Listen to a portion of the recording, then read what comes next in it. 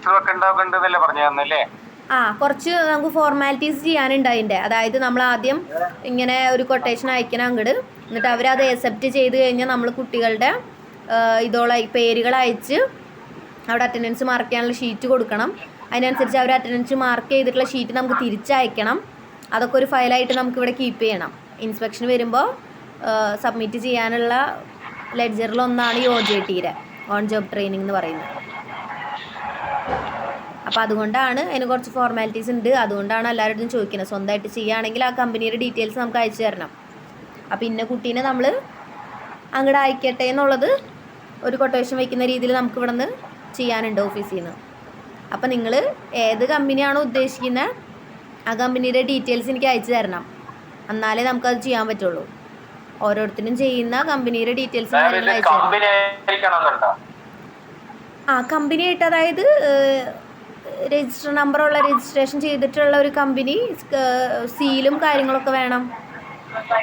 നിങ്ങൾ ഉദ്ദേശിക്കുന്നത് construction based ആയിട്ടുള്ള കമ്പനീസ് അല്ല ഉദ്ദേശിക്കുന്നത്? അർബൻ അഫയേഴ്സിൽ ലൈസൻസ് ഉള്ള ഒരാളുടെ കമ്പനി, ആ കമ്പനികൾക്ക് GST ഉണ്ട്, എല്ലാം ഉണ്ട്. അതെ, അങ്ങനൊരു കമ്പനി. അതായത് കൺസ്ട്രക്ഷൻ ബേസ്ഡ് ആയിട്ട് വരുന്ന, നിങ്ങൾക്ക് സിവിൽ ആയതുകൊണ്ട് കൺസ്ട്രക്ഷൻ ബേസ്ഡ് ആയിട്ട് വരുന്ന കമ്പനി തന്നെ ആയിരിക്കണം. നിങ്ങൾ സിവിൽ എഞ്ചിനീയേഴ്സ് ആണല്ലോ. അല്ലാതെ വേറെ കമ്പനികൾ പാടില്ല. ഇപ്പൊ നിങ്ങൾക്ക് വേറെ എന്തെങ്കിലും എന്തെങ്കിലും ആയിരിക്കാം. ചിലപ്പോ എന്താ എഞ്ചിനീയറുടെ കീഴിലാവുമ്പോ അതിനൊരു പേര് വേണം, അതുപോലെ സീലും കാര്യങ്ങളൊക്കെ വേണം. രജിസ്ട്രേഷൻ GST ഇല്ലെങ്കിലും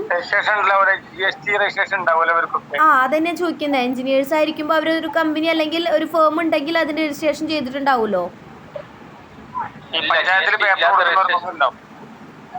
എല്ലാവർക്കും ഒന്നും ഉണ്ടാവില്ല. ചില കമ്പനി രജിസ്ട്രേഷൻ ചെയ്തിട്ടില്ല, അയാൾക്ക് ലൈസൻസ് ഉണ്ടാവേ, അപ്പൊ കുഴപ്പമില്ലല്ലോ. അപ്പൊ ആളുടെ ഡീറ്റെയിൽസ് വെച്ചാലും മതിയാവും. ആയിക്കോട്ടെ, ആളുടെ ലൈസൻസ് ഉണ്ടായിരിക്കുമല്ലോ. അതായത് നിങ്ങള് ആദ്യം നിങ്ങളുടെ ഡീറ്റെയിൽസ് അയച്ചു തരണം. നിങ്ങൾ ഏത് കമ്പനിയാണ് അല്ലെങ്കിൽ എന്തിന്റെ ഇതിലാണ് വർക്ക് ചെയ്യാൻ പോകുന്നതെന്നുള്ളതിന്റെ ഡീറ്റെയിൽസ് എനിക്ക് അയക്കണം. എനിക്ക് അയച്ചു തരണം. എന്താ എന്താ അതെ, അതായത് നിങ്ങൾ അങ്ങോട്ട് അയക്കുന്നുണ്ട്. ഇന്ന സ്ഥാപനത്തിൽ പഠിക്കുന്ന കുട്ടിയാണ്, ഇന്ന ഇയറിൽ പഠിക്കുന്ന കുട്ടിയാണ്, ഇന്നൊരു ആവശ്യത്തിന് വേണ്ടി ഇത്ര ദിവസത്തെ ട്രെയിനിങ്ങിന് വേണ്ടി ഞങ്ങൾ അങ്ങോട്ട് അയച്ചോട്ടെ, അതിന്റെ ഫോർമാലിറ്റീസ് എന്താണെന്നുള്ള ഡീറ്റെയിൽസ് ഒക്കെ വെച്ചിട്ട് വേണം നമുക്ക് അങ്ങോട്ട് അയക്കാൻ. അപ്പോൾ അവരത് അക്സെപ്റ്റ് ചെയ്യണം. അത് അക്സെപ്റ്റ് ചെയ്ത് കഴിഞ്ഞാൽ നമ്മൾ അറ്റൻഡൻസ് മാർക്ക് ചെയ്യാനായിട്ടുള്ള ഒരു ഷീറ്റ് അവർക്ക് അയച്ചു കൊടുക്കും.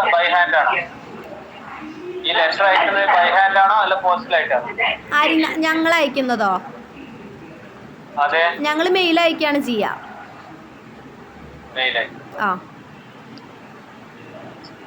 ഒന്നുമില്ലെങ്കിൽ അവിടുത്തെ ഹെഡിൻ്റെ അടുത്തായിരിക്കും, അല്ലെങ്കിൽ മാനേജർ, അങ്ങനെയുള്ള പോസ്റ്റിലുള്ള ആൾക്കാർക്ക് നമ്മൾ മെയിൽ അയക്കും.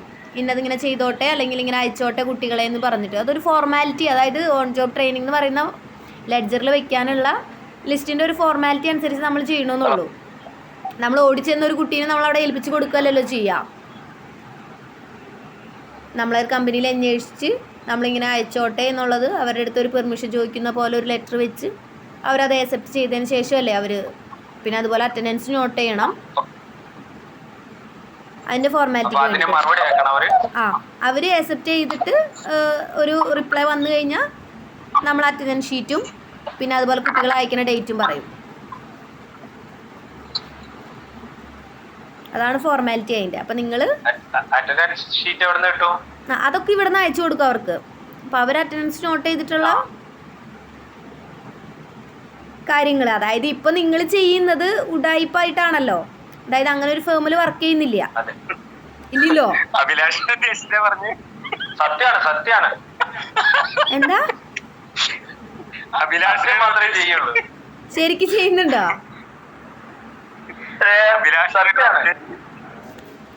അല്ല, എനിക്ക് തോന്നുന്നു നിങ്ങൾ അങ്ങനെ വർക്കൊന്നും ചെയ്യാൻ സാധ്യതയില്ല. അപ്പം അതുകൊണ്ട് തന്നെ നിങ്ങളുടെ ഇതൊക്കെ ഉഡായിപ്പായിരിക്കുമല്ലോ. അപ്പം നമ്മൾ ജസ്റ്റ് അത് എടുത്ത് വെച്ചാൽ മതിയല്ലോ. ഞങ്ങളൊരു ടീമായിട്ടാണ് വർക്ക് ചെയ്യുന്നത്. അതിൽ എഞ്ചിനീയേഴ്സ് ഉണ്ട്, ലൈസൻസ്ഡ് എഞ്ചിനീയേഴ്സ് ഉണ്ട്, 1 2 3 പേര്. ആ ഉടായ്പില്ലാത്തൊരു പരിപാടി. അപ്പൊ ആ കമ്പനിയുടെ അത് കമ്പനിയല്ല, ഫേമാണ്, GST ഇല്ല. ആ അതുപോലെ അത് മതിയോ? ആരൊക്കെയാണ് ഈ ടീമായിട്ടെന്ന് ഉദ്ദേശിച്ചേ? അല്ല, ഇതില് അർബൻ അഫയേഴ്സിൽ ലൈസൻസ് ഉണ്ടല്ലോ, ലൈസൻസ് എടുത്ത ആളുകൾ, അവരാണ് പഞ്ചായത്ത് അതുള്ള ആള് മതിയല്ലോ. അത് മതി. അങ്ങനെയുള്ള ആളുടെ കീഴില് അല്ലെങ്കിൽ ആളുടെ സൂപ്പർവൈസിന്റെ ഇതില് ഇങ്ങനെ ഇത്ര നാള് വർക്ക് ചെയ്തെന്നുള്ളൊരു ഇത് മതി. സീല് നിർബന്ധമാണ്, ആളുടെ സൈൻ നിർബന്ധമാണ്. അവര് പഞ്ചായത്തിലൊക്കെ സീല് സബ്മിറ്റ് ചെയ്യണല്ലേ, അവര് പേപ്പറിൽ അടിച്ചു കൊടുക്കണല്ലോ. ആക്ക് ലൈസൻസ് ഇല്ല, അപ്പൊ കുഴപ്പമില്ലല്ലോ. മനസ്സിലായോ? അപ്പൊ നിങ്ങൾ എവിടേക്കാണ്, ഏത് സ്ഥാപനത്തിലാണ് വർക്ക് ചെയ്യണമെന്ന് വെച്ചാൽ അതിന്റെ ഡീറ്റെയിൽസ് തരിക ആദ്യം. എത്ര മാസം എക്സ്പീരിയൻസ് വേണം? എത്ര? 1 മാസല്ലേ? എത്ര കാലത്തെ എക്സ്പീരിയൻസ്? 1 മാസത്തെ 30 ദിവസത്തെ, അതായത് സൺഡേസ് ഒഴിവാക്കിയിട്ട് വരുന്ന 30 ദിവസം. അതുപോലെ അതിന്റെ ഇടയിൽ വരുന്ന ഹോളിഡേയ്സ് ഒഴിവാക്കണം. എന്നിട്ട് 30 ദിവസം വേണം. അപ്പോ നിങ്ങൾ ആദ്യം ചെയ്യേണ്ടത് എന്താ? അറ്റൻഡൻസ് കിട്ടണം നിങ്ങൾക്ക്. അത് അവര് ചെയ്യുന്നതാ, അവര് തരേണ്ടതാ. പക്ഷെ നിങ്ങൾ ഉഡായിപ്പായിട്ട് ചെയ്യുന്നത് കാരണം നിങ്ങൾ ആദ്യം ചെയ്യേണ്ടത് എന്താന്ന് വെച്ച് കഴിഞ്ഞാൽ, നിങ്ങൾ എവിടെയാണ് വർക്ക് ചെയ്യാൻ പോകുന്നതെന്ന് വെച്ച് കഴിഞ്ഞാൽ അതിന്റെ ഒരു ഡീറ്റെയിൽസ് തരിക. വർക്ക് ചെയ്യുന്നില്ല എന്ന് എനിക്കറിയാം, പക്ഷെ എവിടെ നിന്നാണ് സർട്ടിഫിക്കറ്റ് കൊണ്ടുവരാൻ ഉദ്ദേശിക്കണേ എന്ന് വെച്ച് കഴിഞ്ഞിട്ടുണ്ടെങ്കിൽ അവിടുത്തെ ഡീറ്റെയിൽസ് തരിക. ഞങ്ങളൊക്കെ വർക്ക് ചെയ്യുന്നുണ്ട്, ഞാൻ എന്റെ ബ്രദറിന്റെ ആണ്. അപ്പൊ അഭിലാഷ് മാത്രമേ വർക്ക് ചെയ്യുന്നുള്ളൂ അപ്പൊ ഇതില്. ബാക്കി എല്ലാവരും വർക്ക് ചെയ്യാണ്ട് സർട്ടിഫിക്കറ്റ് കൊണ്ടുവരാനാണ്. ഞാൻ വർക്ക് ചെയ്യുന്നുണ്ട്, എന്റെ പേപ്പറൊക്കെ ശരിയാക്കുന്ന ഒരു കമ്പനി ഉണ്ട്. അത് അവരോട് പറഞ്ഞാൽ അവർ ചെയ്തു തരും. കാരണം നമ്മളുടെ പേപ്പേഴ്സ് ഒക്കെ അവരാ ചെയ്യുന്നത്, പഞ്ചായത്തിൽ സബ്മിറ്റ് ചെയ്യുന്ന അവരുടെ പേപ്പർ. പഞ്ചായത്തിലും സർട്ടിഫൈ ചെയ്യാൻ ഉടായ്പകളാണോ? അല്ലല്ല, അങ്ങനെ ഉടായ്പ പറ്റില്ലല്ലോ. അവിടെ ലൈസൻസ് ഉള്ള ലൈസൻസ് ഉള്ള ആൾക്കല്ലേ പറ്റുള്ളൂ. അപ്പോൾ നിങ്ങളത് ചെയ്യേണ്ടത് എന്താണെന്ന് വെച്ച് കഴിഞ്ഞാൽ, നിങ്ങൾ എവിടെ നിന്നാണ് സർട്ടിഫിക്കറ്റ് നിങ്ങൾ കിട്ടണതെന്ന് വെച്ച് കഴിഞ്ഞാൽ ആ കമ്പനിയുടെ ഡീറ്റെയിൽസ് അയക്കുക. അഡ്രസ്സ്, പേര്, അഡ്രസ്സ്, പിന്നെ GST അങ്ങനത്തെ എന്തെങ്കിലും സംഭവമൊക്കെ ഉണ്ടെങ്കിൽ അത് ആളുടെ ഓണറിൻ്റെ പേര്, അല്ലെങ്കിൽ അവിടുത്തെ ജനറൽ മാനേജർ അവിടുത്തെ അങ്ങനെയുള്ള ആൾക്കാർ, അല്ലെങ്കിൽ സൂപ്പർവൈസർ, അങ്ങനത്തെ ആരുടെ 5 പേര് വെച്ചാൽ അതൊന്നും കുഴപ്പമില്ല, ഉള്ളത് അയക്കുക. അപ്പം അത് അയച്ച് തന്നു കഴിഞ്ഞാൽ നമുക്ക് അത് വെച്ച് നമുക്ക് ആ ലെറ്റർ ചെയ്യാൻ വേണ്ടിയിട്ടാണ്. മനസ്സിലായോ? അപ്പോൾ ആ ലെറ്റർ വെച്ച് ചെയ്യുമ്പോൾ സാധാരണ അവരാണ് നമുക്കൊരു ഡേറ്റ് തരിക.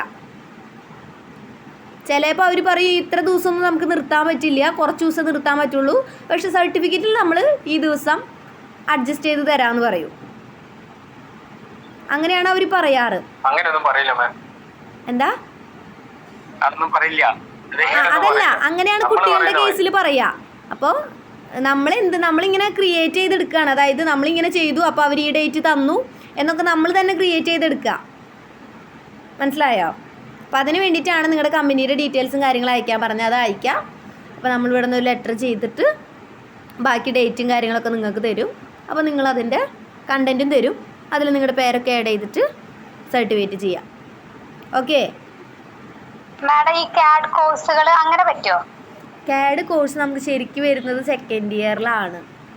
അപ്പം നമ്മൾ CADനൊക്കെ വിടാറ് സെക്കൻഡ് ഇയേഴ്സിനെയാണ് നമ്മൾ അങ്ങനെ വിടാറ്.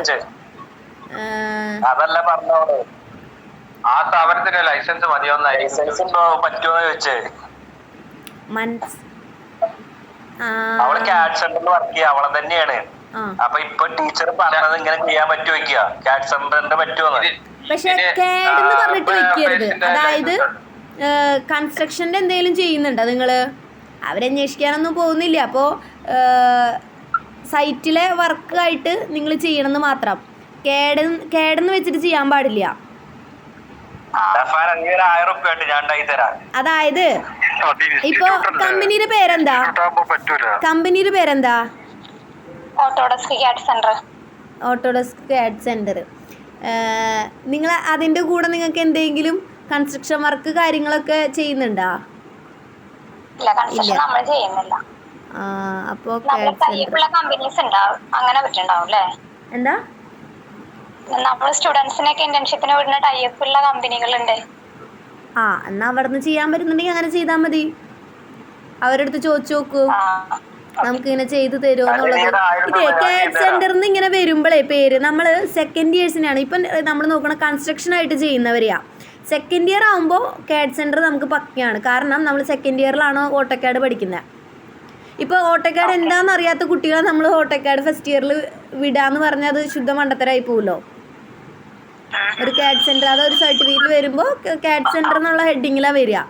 അല്ലെങ്കിൽ പിന്നെ നമുക്ക് കൺസ്ട്രക്ഷൻ എന്തെങ്കിലും ചെയ്യുന്നുണ്ടെങ്കിൽ സബായിട്ട് അതിൽ സൈറ്റ് സൂപ്പർവൈസിങ് അല്ലെങ്കിൽ സൈറ്റ് എഞ്ചിനീയർ ആയിട്ട്, ജൂനിയർ സൈറ്റ് എഞ്ചിനീയർ ആയിട്ട് അങ്ങനെയൊക്കെ വർക്ക് ചെയ്തു എന്നുള്ളൊരു പോസ്റ്റിൽ ചെയ്തു എന്നായിട്ട് ചെയ്യേണ്ടി വരും.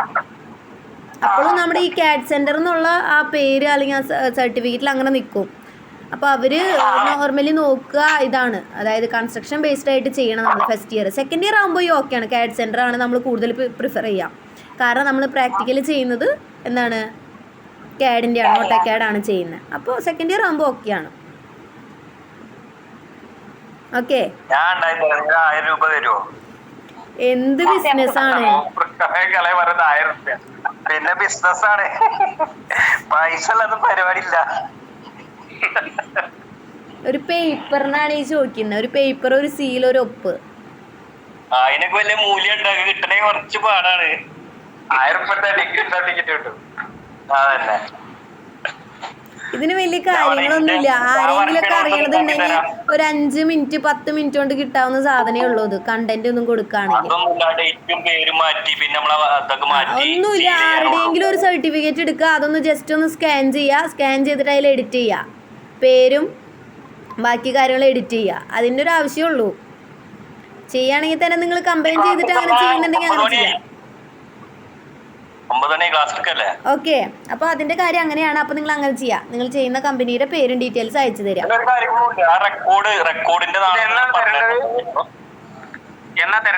അടുത്ത ദിവസങ്ങളിലായിട്ട് തന്നോ ഡീറ്റെയിൽസ്, ഓരോരുത്തരായിട്ട്. അപ്പോൾ ഓരോരുത്തർ ചെയ്യാം. എന്തായാലും നിങ്ങൾ ഒരുവിധം എല്ലാവരും ഒറ്റയ്ക്ക് ഓരോ കമ്പനീസ് ആണ് സെലക്ട് ചെയ്തിട്ടുള്ളത്, ഒരുവിധം.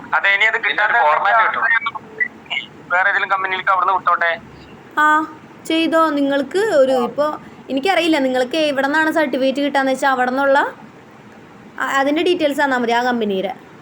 അത് എവിടെ നിന്നായാലും എനിക്ക് പ്രശ്നമില്ല. അങ്ങനെ ഇപ്പോൾ ഒരു കമ്പനി ഇല്ലെങ്കിൽ തന്നെ എനിക്കൊരു പ്രശ്നമില്ല. പക്ഷെ സൈനും സീലും വേണമെന്നേ ഉള്ളൂ.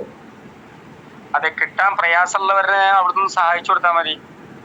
അതെ, കിട്ടാൻ പ്രയാസമുള്ളവർ ആരെങ്കിലും ഉണ്ടെന്നുണ്ടെങ്കിൽ ആരുടെയെങ്കിലും ഹെൽപ്പ് ചോദിക്കുക, ആർക്കെങ്കിലും ചെയ്ത് കൊടുക്കാൻ പറ്റുന്നുണ്ടെങ്കിൽ ചെയ്ത് കൊടുക്കുക. അത് വലിയൊരു ഉപകാരമായിരിക്കും. രജിസ്ട്രേഡ് കമ്പനി ആവണമെന്നുണ്ടോ? മുനീറല്ലേ? രജിസ്ട്രേഡ് കമ്പനി എന്ന് പറഞ്ഞാൽ നമുക്കൊരു സീല് വേണം, നമുക്ക് സൈൻ ചെയ്യാൻ പറ്റുന്ന ഒരാളായിരിക്കണം.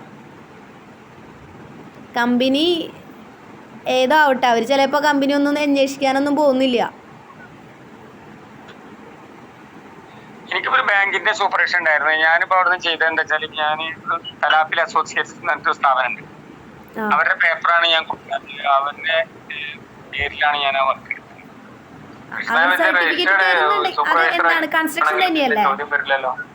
അതെ, അവര് സർട്ടിഫിക്കറ്റ് തരുന്നുണ്ടെങ്കിൽ എനിക്ക് കുഴപ്പമില്ല. അവർ തരും.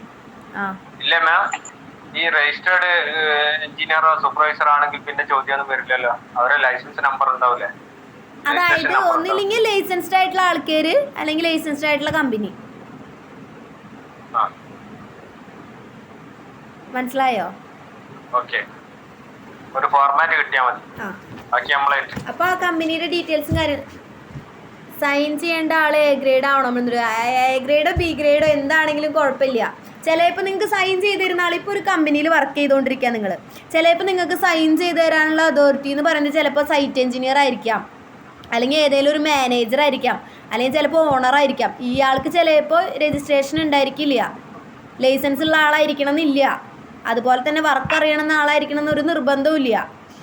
ഒരു ഓണർക്ക് ചിലപ്പോൾ ഒരു ഓണർ ആള് കൺസ്ട്രക്ഷൻ ചെയ്യുക, ആൾക്ക് ചിലപ്പോൾ ലൈസൻസ് ഉണ്ടാവണമെന്ന് ഒരു നിർബന്ധമില്ല. കൺസ്ട്രക്ഷനെ കുറിച്ച് ഒരു വിവരമില്ലാത്ത ആളായിരിക്കും ചിലപ്പോൾ ഒരു കൺസ്ട്രക്ഷൻ കമ്പനി തുടങ്ങിയിട്ടുണ്ടായിരിക്കാം, അല്ലെങ്കിൽ അതിന്റെ ഒരു ഫോം തുടങ്ങിയിട്ടുണ്ടായിരിക്കാം. എന്താ, സ്വന്തം കമ്പനി ആണെങ്കിൽ അത്രയും നല്ലത്. സഹായിക്കാൻ പറ്റുന്നവരെ സഹായിക്കാം. പൈസ ഒന്നുകൂടി 1000 വെച്ച് തന്നോളി. അയ്യോ തുടങ്ങി.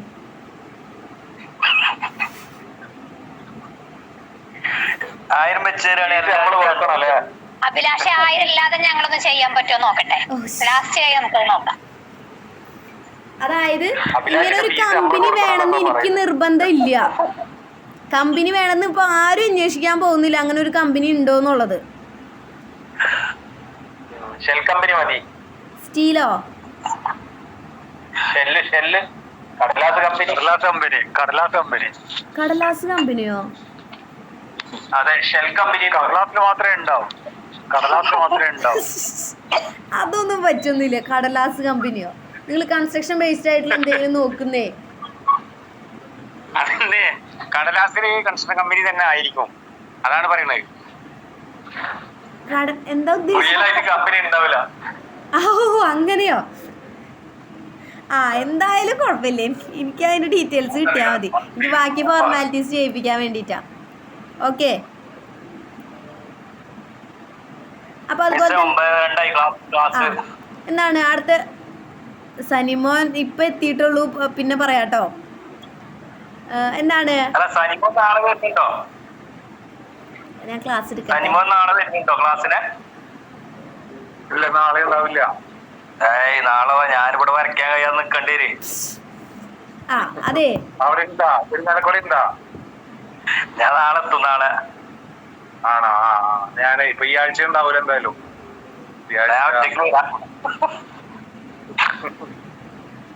അടുത്ത ആഴ്ച ഉണ്ടാവുള്ളൂ. സയൻസിലെ അടുത്ത ചാപ്റ്റർ സ്റ്റാർട്ട് ചെയ്യാം. എന്താണ്? സ്പീഡ് ആൻഡ് വെലോസിറ്റി എന്നാണ് അടുത്ത ചാപ്റ്ററിന്റെ പേര്. നോട്ട്സ് ഞാൻ മുന്നേ തന്നിട്ടുണ്ടായിരുന്നു. എന്താണ്? Speed, velocity and elasticity. എന്താണ് അതിൻ്റെ കോൺസെപ്റ്റുകളാണ് പറയുന്നത്. നമ്മൾ റിയൽ ലൈഫിൽ നമ്മൾ എക്സ്പീരിയൻസ് ചെയ്യുന്ന കുറച്ച് കാര്യങ്ങളാണ് സ്പീഡ്, വെലോസിറ്റി ആൻഡ് ഇലാസ്റ്റിസിറ്റി എന്ന് പറയുന്നത്. Okay. Introduction. Speed, velocity and elasticity are key concepts in physics. എന്താണ്? ഫിസിക്സുമായിട്ട് ബന്ധപ്പെട്ടതാണ് എന്തൊക്കെ? വെലോസിറ്റി, സ്പീഡ് ആൻഡ് ഇലാസ്റ്റിസിറ്റി എന്ന് പറയുന്നത്. എല്ലാവർക്കും അറിയാവുന്ന ടേംസ് ആണെന്ന് വിചാരിക്കുന്നു. Help to explain motion and material behaviour. എന്താണ്? വെലോസിറ്റിയും സ്പീഡും എന്തിനാ എക്സ്പ്ലെയിൻ ചെയ്യുന്ന? മോഷനെയാണ്. എന്താ മോഷൻ? ചലനം അല്ലേ? സ്പീഡും വെലോസിറ്റി എന്താണ്? ചലനത്തിനെയാണ് എക്സ്പ്ലെയിൻ ചെയ്യുന്നതെന്നുണ്ടെങ്കിൽ ഇലാസ്റ്റിസിറ്റി എന്തിനെയാണ് എക്സ്പ്ലെയിൻ ചെയ്യുന്നത്? മെറ്റീരിയലിൻ്റെ ബിഹേവിയറിനെയാണ്. അല്ലെങ്കിൽ ഒരു ഒബ്ജക്റ്റിന് അല്ലെങ്കിൽ ഒരു മെറ്റീരിയലിൻ്റെ സവിശേഷതയാണ് എന്ത്? ഇലാസ്റ്റിസിറ്റി എന്ന് പറയുന്നത് അല്ലേ? അതിനാണ് മെറ്റീരിയലിൻ്റെ ബിഹേവിയർ എന്ന് പറയുന്നത്. Widely used in mechanics, sports, science and engineering. ഇതിലൊക്കെയാണ് മോസ്റ്റ് നമ്മൾ എന്ത്? Velocity, speed and elasticity use ചെയ്യുന്ന സ്ഥലങ്ങൾ. ജസ്റ്റ് ഒന്ന് പറഞ്ഞു എന്നുള്ളൂ, ഇൻട്രൊഡക്ഷൻ പോലെ. എന്താണ് സ്പീഡ്? എന്താണ് സ്പീഡ് എന്ന് പറയുന്നത്? Speed is the rate at which an object moves. ഒരു ഒബ്ജക്റ്റ് മൂവ് ചെയ്യുന്നതിൻ്റെ റേറ്റിനെയാണ് എന്ത് പറയുന്നത്? സ്പീഡ് എന്ന് പറയുന്നത്. ഒരു ഒബ്ജക്റ്റ് ഇങ്ങനെ മൂവ് ചെയ്തുകൊണ്ടിരിക്കുക. ഒരു കാർ ആയിക്കോട്ടെ, ഒരു സൈക്കിൾ ആയിക്കോട്ടെ, അതിങ്ങനെ മൂവ് ചെയ്തുകൊണ്ടിരിക്കുക. അപ്പോൾ അത് ഒരു യൂണിറ്റ് ടൈമിൽ അല്ലെങ്കിൽ ഇത്ര സമയം കൊണ്ട് എത്ര റേറ്റ് എന്ന് പറഞ്ഞാൽ നിരക്ക് അല്ലേ?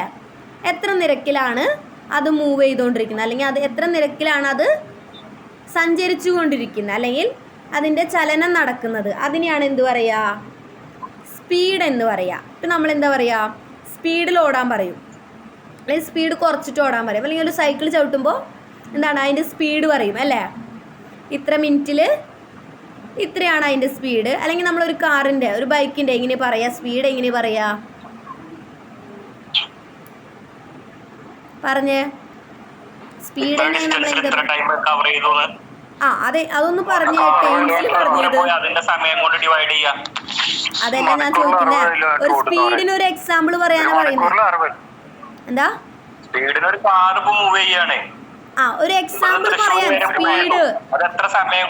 സ്പീഡിന്റെ റേറ്റ് ഒരു മണിക്കൂറിൽ 60 കിലോമീറ്റർ. അതായത് നമ്മൾ എന്ത് പറയും? 60 കിലോമീറ്റർ പെർ ഹവർ അല്ലേ? ഇതൊരു എക്സാമ്പിൾ ആണ്. ഇതിലെന്താ പറയുന്നത്? 60 കിലോമീറ്റർ ആണ് ഒരു മണിക്കൂറിലെ സ്പീഡ്, ആവറേജ് സ്പീഡ് അല്ലേ? ഒരു മണിക്കൂറിൽ 60 കിലോമീറ്റർ ആണ് എന്ത് ചെയ്യുന്നത്, മൂവ് ചെയ്തുകൊണ്ടിരിക്കുന്നത്. ക്ലിയർ ആണോ? അതിനാണ് നമ്മൾ എന്ത് പറയുക, സ്പീഡ് എന്ന് പറയുക. നമ്മൾ ഡെയിലി ലൈഫിൽ എക്സ്പീരിയൻസ് ചെയ്യുന്ന ഒരു സാധനമായി സ്പീഡ് എന്ന് പറയുന്നത്.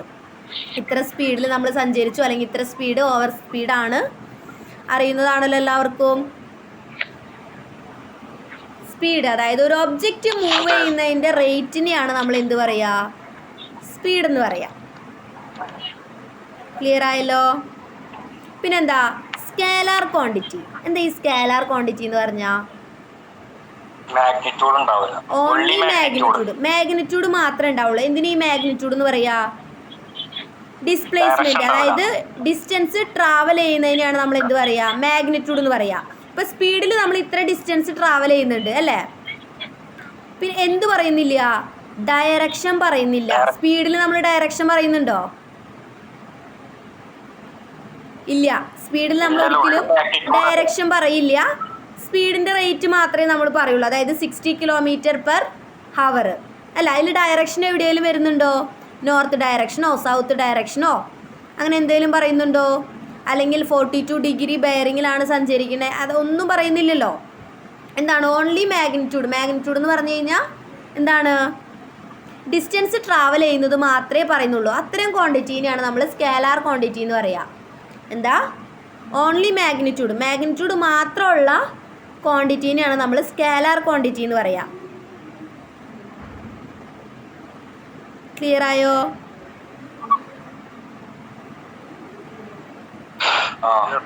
ക്ലിയർ ആയോ? അതായത് നമ്മൾ മാഗ്നിറ്റ്യൂഡ് മാത്രം, ഡിസ്റ്റൻസ് ട്രാവൽ ചെയ്യുന്നത് മാത്രമേ നമ്മൾ മെൻഷൻ ചെയ്യുന്നുള്ളൂ എന്നുണ്ടെങ്കിൽ അതിനെന്താ പറയുക, സ്കേലാർ ക്വാണ്ടിറ്റി എന്നാണ് പറയുക. അപ്പോൾ നമ്മൾ സ്പീഡ് എന്താണെന്ന് പറഞ്ഞു, സ്പീഡ് എന്ത് ക്വാണ്ടിറ്റിയാണെന്ന് പറഞ്ഞു, സ്കേലാർ ക്വാണ്ടിറ്റി ആണെന്ന് പറഞ്ഞു. പിന്നെ എന്താണ് സ്പീഡിൻ്റെ ഫോർമുല? എന്താ സ്പീഡിൻ്റെ formula? Speed is equal to distance by time. അതാണല്ലോ നമ്മൾ നേരത്തെ എഴുതിയത്, 60 km/h. എന്താണിത്?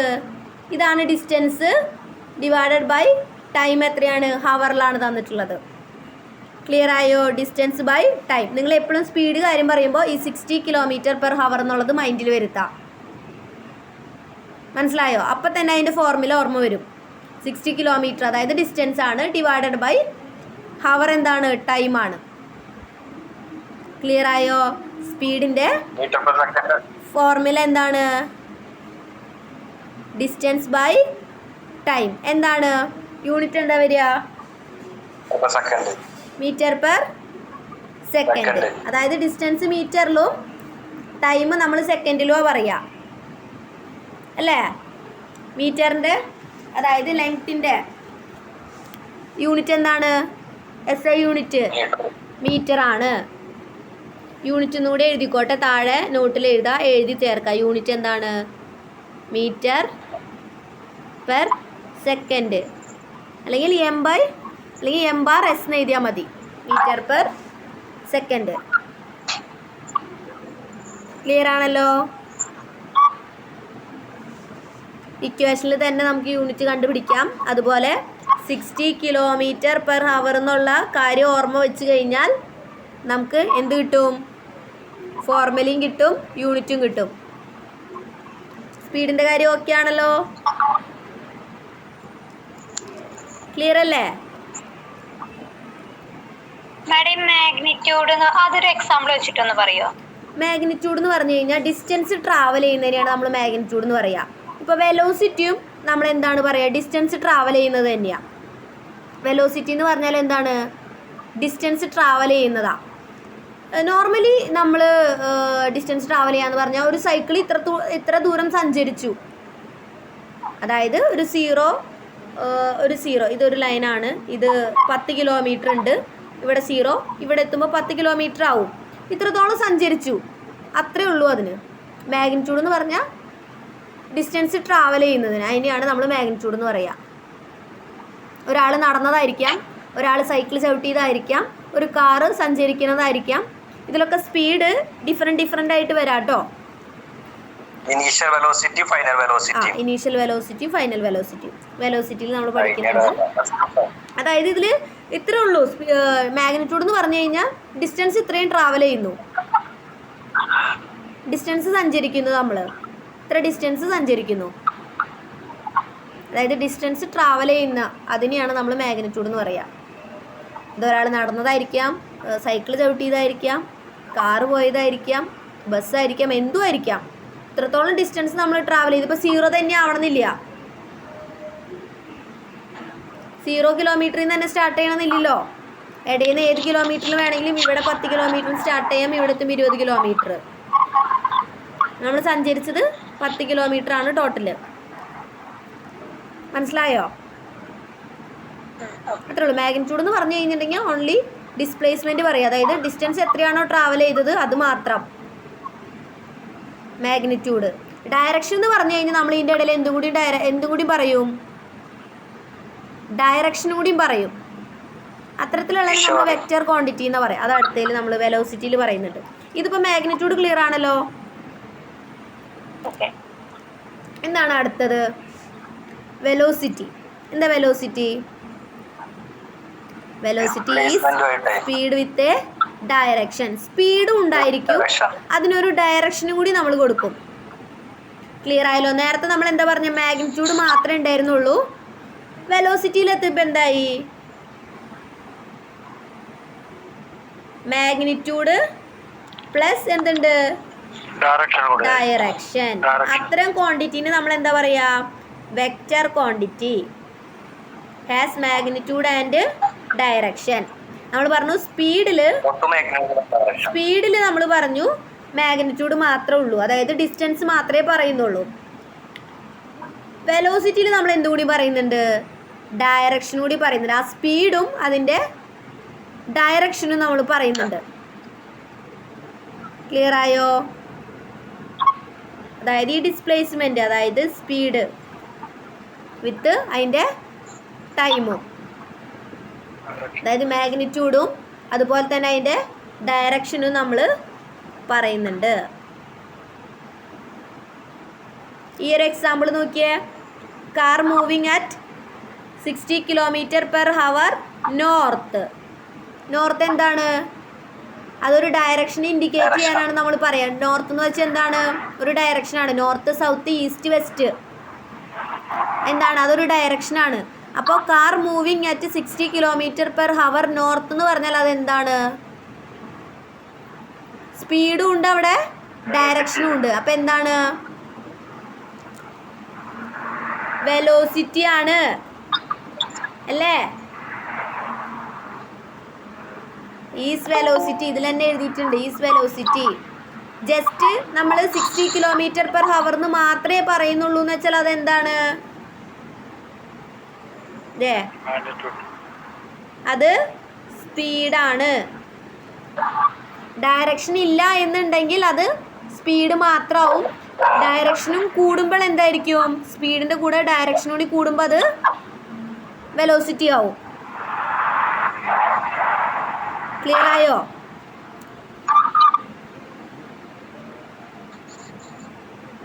Velocity is speed with direction. സ്പീഡിൻ്റെ കൂടെ നമ്മൾ ഡയറക്ഷനും കൂടി ആഡ് ചെയ്യുമ്പോഴാണ് എന്ത് പറയുന്നത്? വെലോസിറ്റി ആവുന്നത്. ക്ലിയർ ആയോ?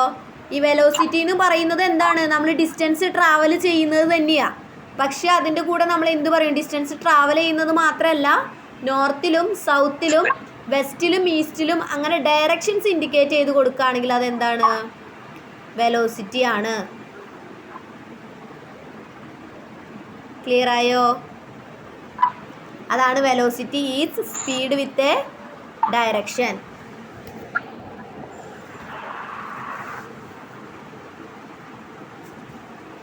ക്ലിയർ ആയോ?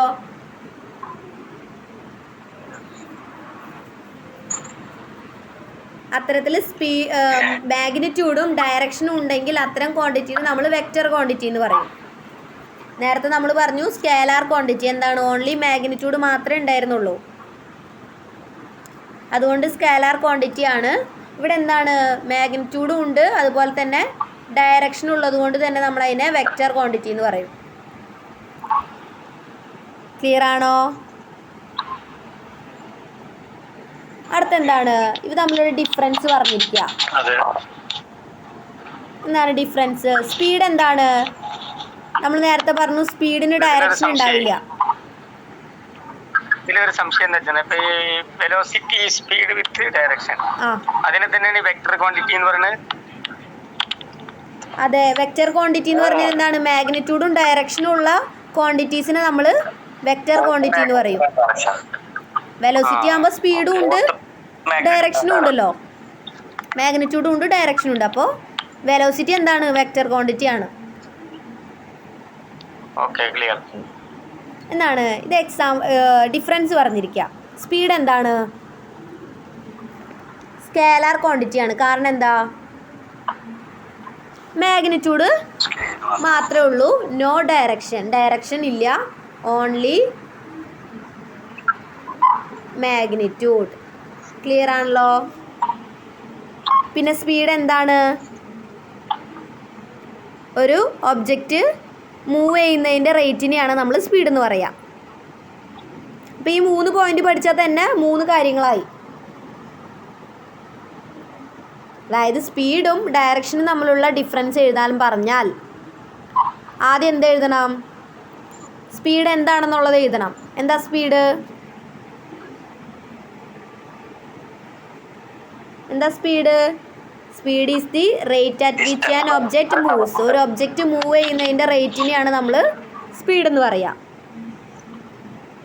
അടുത്ത എന്താണ്? അതൊരു സ്കേലാർ ക്വാണ്ടിറ്റി ആണെന്ന് എഴുതണം. എന്തെഴുതണം? സ്കേലാർ ക്വാണ്ടിറ്റി ആണ്. എന്താണ്? Only magnitude. മാഗ്നിറ്റ്യൂഡ് മാത്രമേ പറയുന്നുള്ളൂ, നോ ഡയറക്ഷൻ. എന്താണ്? ഡയറക്ഷൻ പറയുന്നില്ല. പിന്നെ എന്തെഴുതാം? അതിനൂടെ അതിൻ്റെ ഫോർമുല എഴുതാം അല്ലേ? Distance travelled by time. Okay, അപ്പോൾ തന്നെ 4 പോയിൻ്റായി ഡിഫറൻസ് എഴുതുമ്പോൾ. ഒരു 3 പോയിൻ്റെങ്കിലും എഴുതാൻ പറ്റണം. ഓക്കെ, അടുത്തെന്താണ്? വെലോസിറ്റി. വെലോസിറ്റിയിൽ എന്താണ്? വെക്റ്റർ ക്വാണ്ടിറ്റി ആണ്. വെലോസിറ്റി എന്താണ്? Vector quantity. നോക്കിയേ, സ്പീഡ് സ്കേലാർ, എസ് രണ്ടിനും സിമ്പിളായിട്ട് പഠിച്ചു വയ്ക്കാനാണ് പറയുന്നത്. സ്പീഡിന് എസ്, സ്കേലാർ ക്വാണ്ടിറ്റിയുടെ എസ്സും എസ്. വെലോസിറ്റി വരുമ്പോൾ നോക്കിയേ, വി ഇ. ഇവിടെ എന്താ? വെക്റ്റർ ക്വാണ്ടിറ്റിയുടെ വി ഇ. തെറ്റിപ്പോവാതിരിക്കാൻ സ്പീഡ് എന്താണ്? എസ് ആണ് സ്റ്റാർട്ട് ചെയ്യുന്നത്, അപ്പോൾ സ്കേലാർ ക്വാണ്ടിറ്റി. വെലോസിറ്റി വി ആണ് സ്റ്റാർട്ട് ചെയ്യുന്ന വെക്റ്റർ ക്വാണ്ടിറ്റി. മറക്കോ? ഇനി മറക്കരുത് കേട്ടോ. സിമ്പിളായിട്ട് പഠിച്ചു വയ്ക്കാൻ പറ്റും. വെലോസിറ്റി എന്താണ്? വെക്റ്റർ ക്വാണ്ടിറ്റി ആണ്. എന്തുണ്ട്? Includes direction. ഡയറക്ഷനും കൂടി ഇൻക്ലൂഡ് ചെയ്തിട്ടുണ്ട്. പിന്നെ എൻ്റെ ഒരു എക്സാമ്പിൾ എഴുതിക്കുക. Car moving at 60 km/h north. North എന്ന് പറഞ്ഞാൽ ഡയറക്ഷനും കൂടി ഉണ്ട്. അപ്പോൾ ഡിസ്റ്റൻസ് മാത്രമല്ല ഡയറക്ഷനും കൂടി ഉണ്ടെങ്കിൽ അതെന്തായി? വെലോസിറ്റി ആയി. Is velocity. പിന്നെന്താണ്? ജസ്റ്റ് ഒരു 60 km/h മാത്രമേ പറയുന്നുള്ളൂ എന്ന് വെച്ചാൽ അതെന്താണ്? സ്പീഡാണ്. ഓക്കെ, ഡയറക്ഷൻ പറയുന്നില്ല, ജസ്റ്റ് സ്പീഡ് മാത്രം. ക്ലിയർ ആണല്ലോ? ഞാൻ ഇതിൻ്റെ ഒരു ഡിഫറൻസ് പറയുന്ന ഒരു ടേബിൾ ഉണ്ട്, ആ ടേബിൾ അയച്ചു തരാം കേട്ടോ. ഇങ്ങനെ പഠിക്കാൻ ബുദ്ധിമുട്ടുള്ളവരാണെങ്കിൽ ആ ടേബിൾ നോക്കി പഠിക്കാം. ഓക്കെ, ഇത് എക്സാമിന് വരുന്നതല്ലേ? സ്പീഡും വെലോസിറ്റിയും തമ്മിലുള്ള ഡിഫറൻസ് എന്തായാലും എക്സാമിന് ചോദിക്കാം. മാസും വെയിറ്റും ഡിഫറൻസ് ചോദിക്കുന്നത് പോലെ സ്പീഡും വെലോസിറ്റിയും ഡിഫറൻസ് ചോദിക്കാം. ചോദിച്ചിട്ടുള്ളതാണ്, മുന്നേ ചോദിക്കാം കേട്ടോ.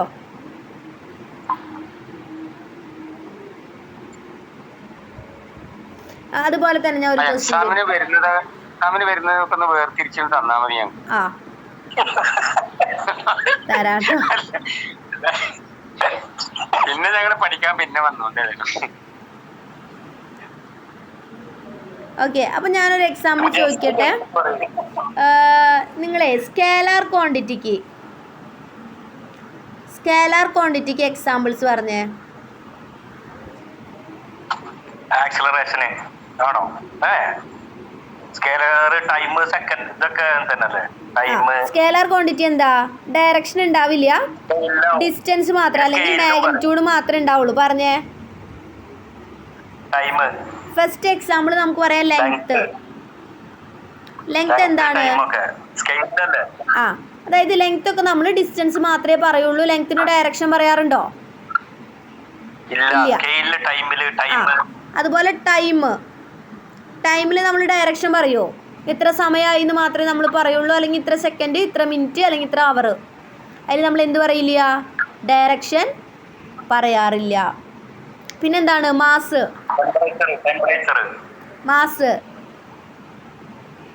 ടെമ്പറേച്ചറൊക്കെ എക്സാമ്പിളാണ്. നിങ്ങൾക്ക് മനസ്സിലാവാനാണ് ഞാൻ പറയാം. ടെമ്പറേച്ചറൊക്കെ നമ്മൾ പറയുമ്പോൾ ഡയറക്ഷൻ പറയുമോ?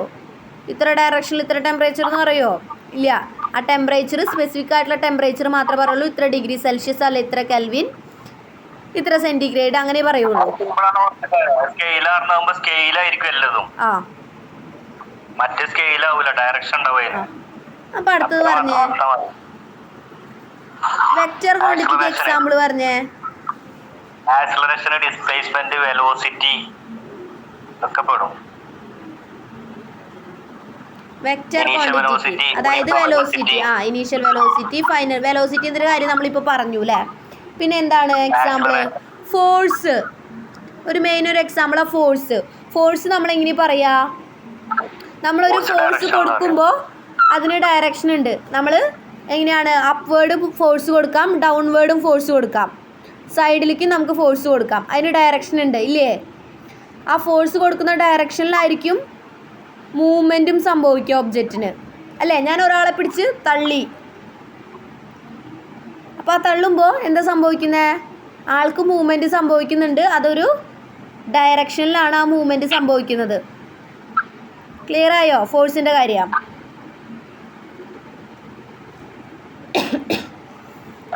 അതുപോലെ വെയിറ്റ് എന്താണ്? എന്താ വെയിറ്റ് എന്ന് പറഞ്ഞാൽ? വെയിറ്റ് മാസ് നമ്മൾ എടുത്തതാണ്. വെയിറ്റ് എന്താണ്?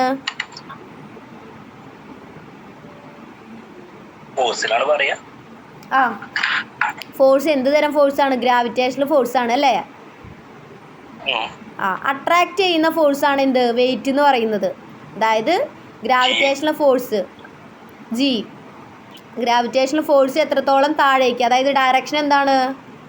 ഗ്രാവിറ്റേഷണൽ ഫോഴ്സ് ആയതുകൊണ്ട് തന്നെ ഡയറക്ഷൻ എവിടേക്കായിരിക്കും? ഡൗൺവേർഡ് ആയിരിക്കും, താഴത്തേക്കായിരിക്കും ഫോഴ്സ് വരുന്നത്. അതുകൊണ്ടാണ് വെയിറ്റ് വെക്റ്റർ ക്വാണ്ടിറ്റി ആയത്. മനസ്സിലായോ? അതായത് താഴത്തേക്കുള്ള ഡയറക്ഷൻ വരുന്നുണ്ട്. അതായത് ഗ്രാവിറ്റേഷണൽ ഫോഴ്സ് എന്ന് പറയുന്നത് ഒരു തരത്തിൽ ഫോഴ്സ് തന്നെയാണ്. ഫോഴ്സിന് ഡയറക്ഷൻ ഉണ്ട്. ഗ്രാവിറ്റേഷണൽ ഫോഴ്സ് ആയതുകൊണ്ട് എങ്ങോട്ടായിരിക്കും ഡയറക്ഷൻ വരിക? ഡൗൺവേർഡ് ആയിരിക്കും. അതുകൊണ്ട് വെയിറ്റ് എന്താണ്? വെക്റ്റർ ക്വാണ്ടിറ്റി ആണ്. നിങ്ങൾക്ക് മനസ്സിലാവാൻ വേണ്ടി എക്സാമ്പിൾസ് പറഞ്ഞതാണ് കേട്ടോ. അടുത്ത എന്താണ്? ഇലാസ്റ്റിസിറ്റി. എന്താ ഇലാസ്റ്റിസിറ്റി എന്ന് വെച്ച് കഴിഞ്ഞാൽ? റീഗെയിൻ ചെയ്ത് അതേപോലെ തന്നെ വരിക, വലിച്ചു നീട്ടിയ. Ability of materials return to original പൊസിഷനിലേക്ക് തന്നെ വരിക. വലിച്ചു കഴിഞ്ഞാൽ പിന്നെ പെട്ടെന്ന് റിട്ടേൺ വരും. എക്സാമ്പിൾ എന്താണ്? ഒരു റബ്ബർ ബാൻഡ് ഒക്കെ അല്ലേ. അതായത് ഇലാസ്റ്റിക്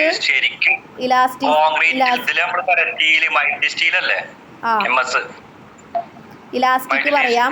ഇലാസ്റ്റിക് ഒരു മെറ്റീരിയൽ അല്ല. ഇലാസ്റ്റിക് നമ്മൾ ഡെയിലി ലൈഫിൽ യൂസ് ചെയ്യുന്ന ഒരു സാധനമാണ് ഇലാസ്റ്റിക്. അതുപോലെ റബ്ബർ ബാൻഡ്സ് നമ്മൾ യൂസ് ചെയ്യുന്നതാണ്. അതൊക്കെ എക്സാമ്പിളാണ്. നോക്കിയേ, എന്താണ് ഇലാസ്റ്റിസിറ്റി?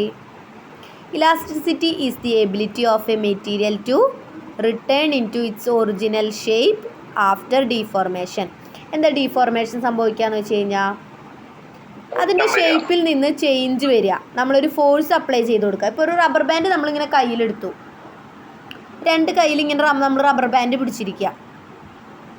മനസ്സിലായോ? അതായത് ഇങ്ങനൊരു റബ്ബർ ബാൻഡ്, ഇങ്ങനൊരു റബ്ബർ ബാൻഡ്. ഈ റബ്ബർ ബാൻഡിന് നമ്മൾ ഇപ്പുറത്തെ ഭാഗത്തേക്കും വലിച്ചു, അതുപോലെ ഇപ്പുറത്തെ ഭാഗത്തേക്കും ഫോഴ്സ് കൊടുത്തിങ്ങനെ വലിച്ചു. നമ്മളിങ്ങനെ ഡെയിലി ഇങ്ങനെ വലിക്കുന്നതല്ലേ, ഇലാസ്റ്റിക് മെറ്റീരിയലാണ് റബ്ബർ ബാൻഡ് നമ്മളിങ്ങനെ പിടിച്ച് വലിച്ചു. അപ്പോൾ അതിന് എന്ത് സംഭവിച്ചു? അതിൻ്റെ ഷേപ്പിൽ മാറ്റം വന്ന് ഈ ഒരു ഷേപ്പിൽ നിന്ന് അത് എന്തായിട്ട് മാറും? ഇങ്ങനെ ഒരു ഷേപ്പിലേക്ക് മാറും അല്ലേ? അതെന്ത് സംഭവിക്കും? ഇങ്ങനെ ഒരു ഷേപ്പിലേക്ക് മാറ്റം സംഭവിക്കും അതിൻ്റെ ഷേപ്പിന്. അപ്പോൾ നമ്മൾ ഈ ഫോഴ്സ് ഇപ്പോഴും ഇങ്ങനെ തന്നെ നിൽക്കുക, ഇപ്പുറത്തേക്ക് നമ്മളിങ്ങനെ വലിച്ച് പിടിച്ച് നിൽക്കുക, ഫോഴ്സ് അപ്ലൈ ചെയ്ത് നിൽക്കുകയാണ്. ഇനി നമ്മൾ എന്ത് ചെയ്തു? ഈ ഫോഴ്സിനെ റിമൂവ് ചെയ്തു, അതായത് ഈ ഫോഴ്സിനെ നമ്മൾ വിട്ടു, ഫോഴ്സ് കൊടുത്തത് വിട്ടു.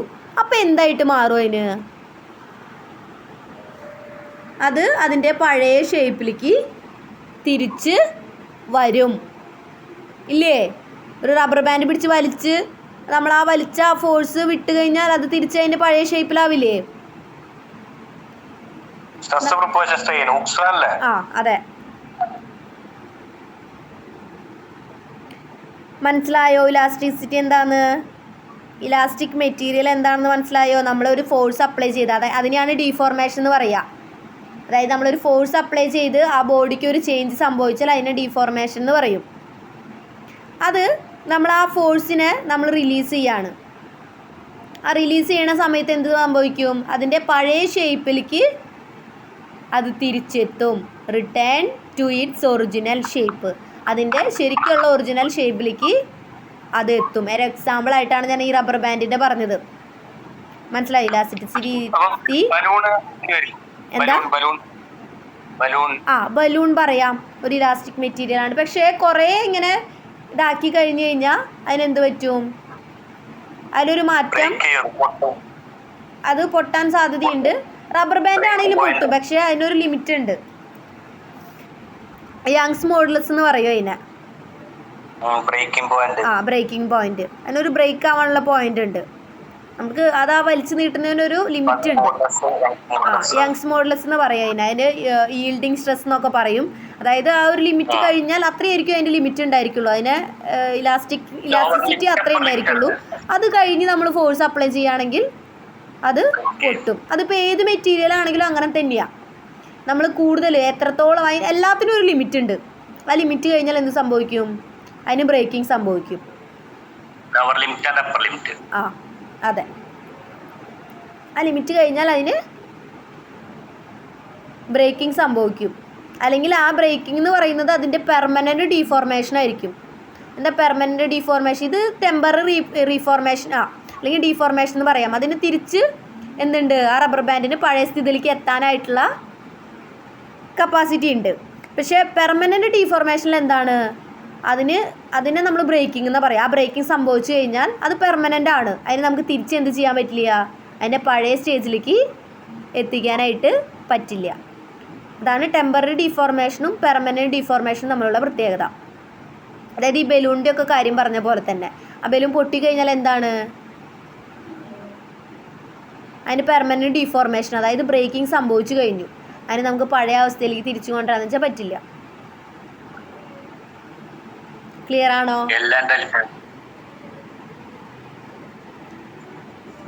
ക്ലിയർ അല്ലേ? ഒരു ഫോഴ്സ് ഒരു ഒബ്ജക്റ്റിൽ ഒരു ഒബ്ജക്റ്റിൽ നമ്മളൊരു ഫോഴ്സ് അപ്ലൈ ചെയ്ത് കഴിഞ്ഞാൽ ആ ഫോഴ്സ് റിലീസ് ചെയ്യുന്ന സമയത്ത് അതിൻ്റെ ആ ഒബ്ജക്റ്റിന് അതിൻ്റെ പഴയ സ്റ്റേജിലേക്ക് തിരിച്ചെത്താൻ പറ്റുകയാണെങ്കിൽ, അല്ലെങ്കിൽ അതിൻ്റെ പഴയ ഷേപ്പ് തിരിച്ച് കിട്ടുകയാണെങ്കിൽ എന്താണ്?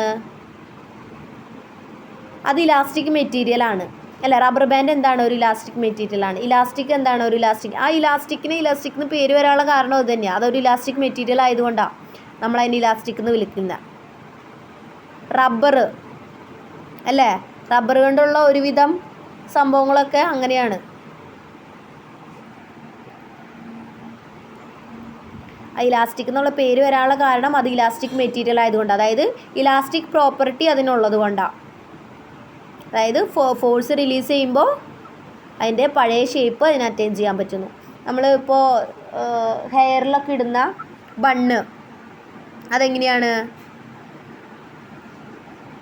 ആദ്യമൊക്കെ അത് റബ്ബർ ബാൻഡ് പോലെ തന്നെ പഴയ സ്റ്റേജിലേക്ക് എത്തും. പിന്നെ എന്താണ്? അതിന് പെർമനൻ്റ് ആയിട്ടുള്ള ഡീഫോർമേഷൻ സംഭവിച്ച് അതെന്താവാൻ തുടങ്ങും? എക്സ്പാൻഡ് ആവാൻ തുടങ്ങും. അതായത് വലുതാവാൻ തുടങ്ങും.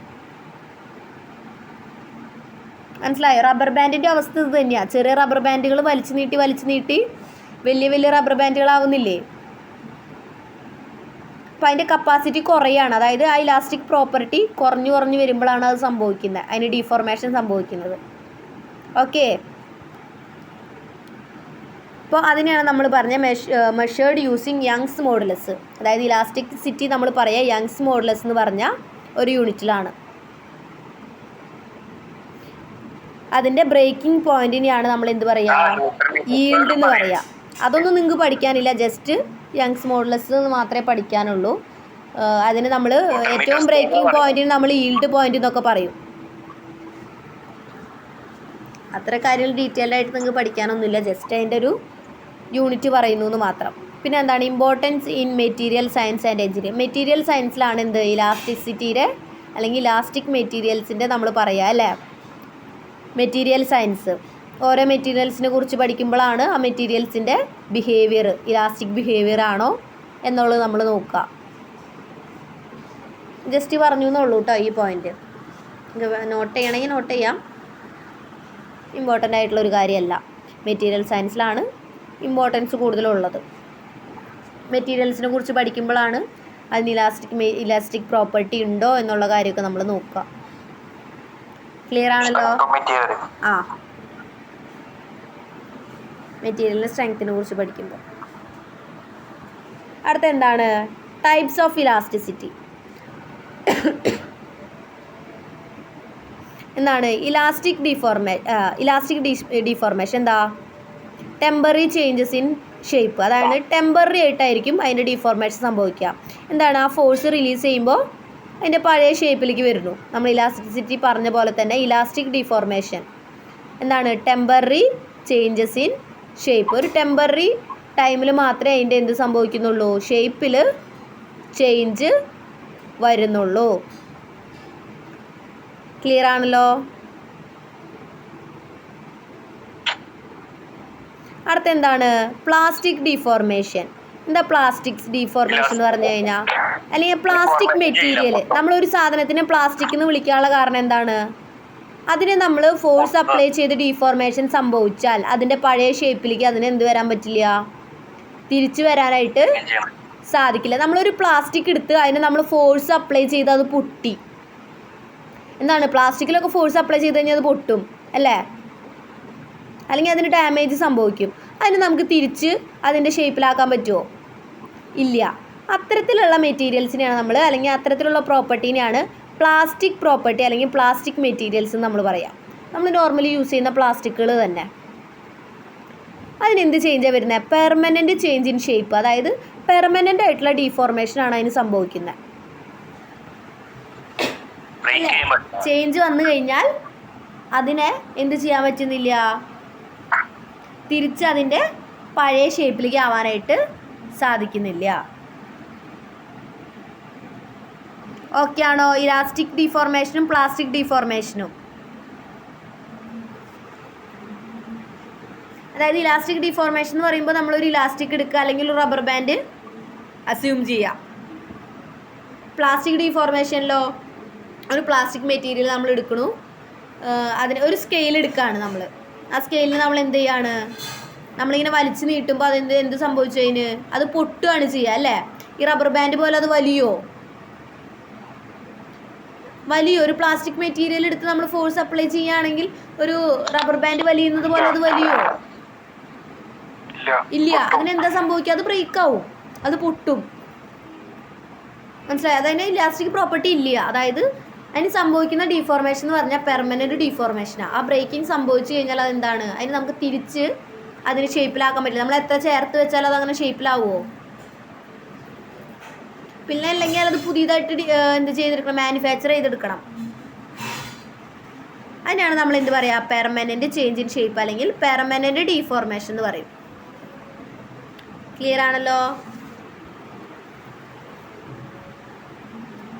അടുത്ത എന്താണ് ഹൂക്സ് ലോ. നേരത്തെ അഭിലാഷ് പറഞ്ഞതാണ്. എന്താണ് Hooke's law? Stress is proportional to strain within elastic limit. Elastic ലിമിറ്റിൽ വരുന്ന സ്ട്രെസ്സും സ്ട്രെയിനും കറക്റ്റ് പ്രൊപ്പോർഷണലായിട്ട് വരുന്നതാണ് എന്ത് ഇലാസ്റ്റിക് ലിമിറ്റ് എന്ന് പറയുന്നത്. ആ ഇലാസ്റ്റിക് ലിമിറ്റ് കഴിയുമ്പോഴാണ് എന്ത് സംഭവിക്കുന്നത്?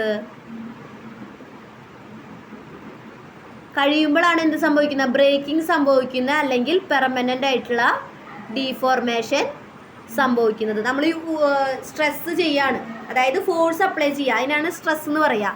നമ്മൾ സ്ട്രെസ് കൊടുത്തു, അപ്പോൾ എന്തുണ്ടായി? സ്ട്രെയിൻ ഉണ്ടായി, അതായത് അതിന് ഡീഫോർമേഷൻ സംഭവിച്ചു.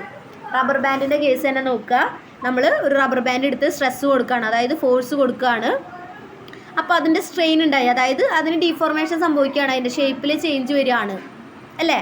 അപ്പോൾ അത് എത്രത്തോളം നമ്മൾ ഇങ്ങനെ ലാസ്റ്റ് വരെ നമ്മളിങ്ങനെ ഫോഴ്സ് അപ്ലൈ ചെയ്ത് ഇങ്ങനെ പിടിച്ച് നിൽക്കുക, മനസ്സിലായോ? അതായത് ആ സ്ട്രെസ് നമ്മൾ കൊടുക്കുന്നതിനനുസരിച്ചുള്ള എന്ത് സംഭവിക്കുന്നുണ്ട്? അതിന് സ്ട്രെയിനും സംഭവിക്കുന്നുണ്ട്. അതൊരു പ്രൊപ്പോർഷണലായിട്ട് കറക്റ്റ് പ്രൊപ്പോർഷനായിട്ട് നിൽക്കുന്ന ലിമിറ്റിനെയാണ് നമ്മൾ ഇലാസ്റ്റിക് ലിമിറ്റ് എന്ന് പറയുക. അതാണ് അതിൻ്റെ ഫൈനൽ ഇലാസ്റ്റിക് ലിമിറ്റ് എന്ന് പറയുന്നത്. ആ ഇലാസ്റ്റിക് ലിമിറ്റ് വിട്ട് കഴിഞ്ഞാൽ എന്ത് സംഭവിക്കും? ഒരു റബ്ബർ ബാൻഡ് വലിച്ചു നീട്ടി നമ്മൾ പൊട്ടിക്കുന്നു, അതാണ് ഇതിനൊരു എക്സാമ്പിൾ. മനസ്സിലായോ? അല്ലെങ്കിൽ ഒരു ഇലാസ്റ്റിസിറ്റി ഉള്ള ഒരു മെറ്റീരിയൽ നമ്മളിങ്ങനെ വലിച്ചു നീട്ടി കറക്റ്റ് ഇങ്ങനെ വലിച്ചു നീട്ടി അതിന് ഏറ്റവും പറ്റാവുന്ന ഡിഫോർമേഷൻ ഉണ്ടല്ലോ, അതായത് എത്രത്തോളം വലിയും അത്രത്തോളം നമ്മൾ വലിച്ചു നീട്ടി അതിനെ, അതാണ് എന്ത്? ആ പോയിൻ്റാണ് ഇലാസ്റ്റിക് ലിമിറ്റ് അല്ലെങ്കിൽ ഇലാസ്റ്റിക് പോയിൻ്റ് എന്ന് നമ്മൾ പറയുക. ആ ഇലാസ്റ്റിക് പോയിൻ്റ് വിട്ടിട്ടും നമ്മൾ എന്ത് കൊടുക്കുകയാണ്? ഫോഴ്സ് കൊടുക്കുകയാണ്, അല്ലെങ്കിൽ അതിൽ സ്ട്രെസ് കൊടുക്കുകയാണെങ്കിൽ എന്ത് സംഭവിക്കും? ബ്രേക്കിംഗ് സംഭവിക്കും. അവിടെ എന്ത് സംഭവിക്കും? അവിടെ പെർമനൻ്റ് ആയിട്ടുള്ള ഡീഫോർമേഷൻ സംഭവിക്കും. ക്ലിയർ ആയോ? സ്ട്രെസ്സും സ്ട്രെയിനും പ്രൊപ്പോർഷണൽ ആയിട്ടാണെങ്കിൽ അവിടെ ഇലാസ്റ്റിക് ലിമിറ്റാണ്. ആ ഇലാസ്റ്റിക് ലിമിറ്റ് വിടുമ്പോഴാണ് എന്ത് സംഭവിക്കുക? ബ്രേക്കിംഗ് സംഭവിക്കുന്നത് അല്ലെങ്കിൽ പെർമനൻ്റ് ആയിട്ടുള്ള ഡീഫോർമേഷൻ സംഭവിക്കുന്നത്. ക്ലിയർ ആയോ? ഇത്തരത്തിലാണ് ഇലാസ്റ്റിസിറ്റി നമ്മൾ എക്സ്പ്ലെയിൻ ചെയ്യുക. അതുപോലെ അപ്ലിക്കേഷനാണ് അടുത്തത്. സ്പീഡിൻ്റെ അപ്ലിക്കേഷൻ എവിടെയാ? ട്രാൻസ്പോർട്ടേഷൻ സിസ്റ്റം അല്ലേ? എവിടെയാണ്? സൈക്കിള് അല്ലെങ്കിൽ ബസ്, കാറ്, ബൈക്ക്, ഇതിലൊക്കെയാണ് നമ്മൾ എന്ത് പറയുക? സ്പീഡ് നോർമലി പറയുക. അതുപോലെ എന്താണ്? Athletic performance measurement. ഒരു അത്ലറ്റിൻ്റെ പെർഫോമൻസ് നമ്മൾ ഇത്ര സ്പീഡ് ഉണ്ട് എന്ന് പറയും. അതായത് എങ്ങനെ പറയുക? ഒരു 100